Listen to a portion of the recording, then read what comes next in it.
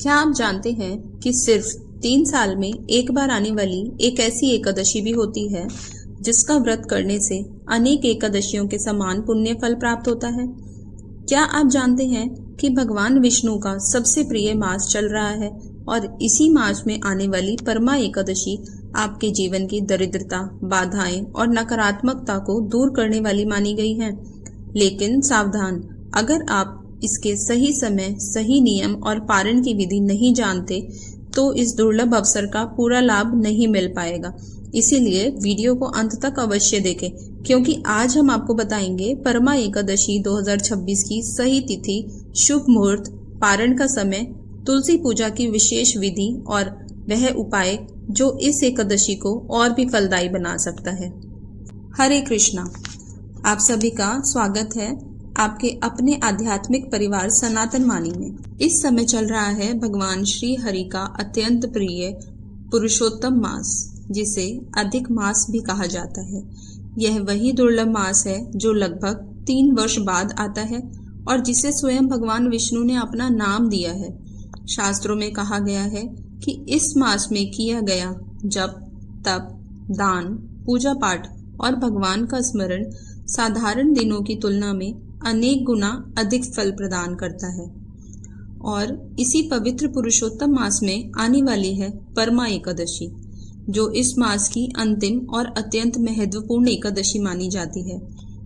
आज की इस वीडियो में हम जानेंगे परमा एकादशी कब है, व्रत का सही समय क्या है, पारण कब करना होगा, इस दिन कौन कौन से शुभ योग बन रहे हैं और तुलसी माता की पूजा किस प्रकार करनी चाहिए। तो आइए आरंभ करते हैं। सबसे पहले जानते हैं परमा एकादशी की तिथि। वैदिक पंचांग के अनुसार वर्ष 2026 में परमा एकादशी 11 जून गुरुवार को मनाई जाएगी। एकादशी तिथि प्रारंभ होगी 10 जून की रात्रि 12:57 से और इसका समापन होगा 11 जून की रात्रि 10:36 पर। उदया तिथि के अनुसार व्रत 11 जून गुरुवार को रखा जाएगा। अब बात करते हैं पारण की। परमा एकादशी का पारण अगले दिन यानी 12 जून शुक्रवार को किया जाएगा। सुबह 5:22 से लेकर 10:05 तक। इसी अवधि के भीतर व्रत का पारण करना श्रेष्ठ माना गया है।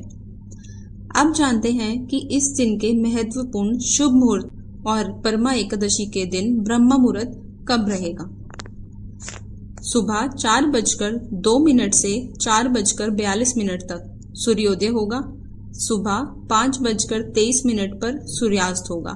शाम 7:19 पर अभिजीत मुहूर्त रहेगा 11:53 से 12:39 तक।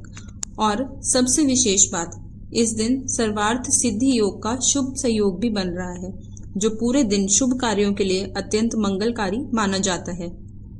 अब जानते हैं इस दिन क्या करना चाहिए।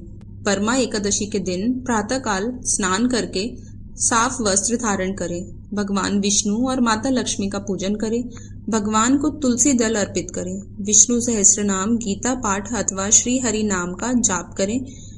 यदि संभव हो तो दिन भर सात्विक रहकर उपवास का पालन करें। अपनी क्षमता के अनुसार निर्जल, फलाहार या जल ग्रहण करके भी व्रत रखा जा सकता है। अब बात करते हैं तुलसी माता की विशेष सेवा की। पुरुषोत्तम मास में तुलसी माता की पूजा का अत्यंत महत्व बताया गया है।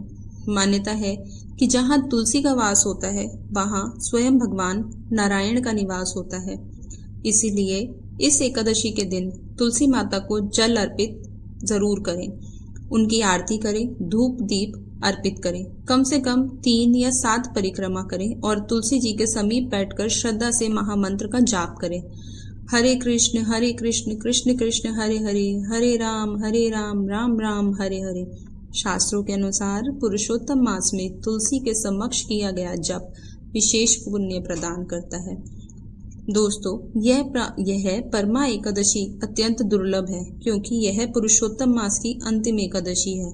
इसीलिए अपनी क्षमता के अनुसार अवश्य व्रत करें, भगवान का स्मरण करें और अधिक से अधिक समय भक्ति में लगाएं। किसी वाद विवाद में ना पड़े, झूठ ना बोलें और किसी की सहायता करने से पीछे कभी ना हटें। तो ये थी संपूर्ण जानकारी परमा एकादशी की। अगर आपको यह जानकारी उपयोगी लगी तो वीडियो को लाइक करें, ज़्यादा से ज़्यादा भक्तों तक शेयर करें और कमेंट में अवश्य लिखें जय श्री हरि।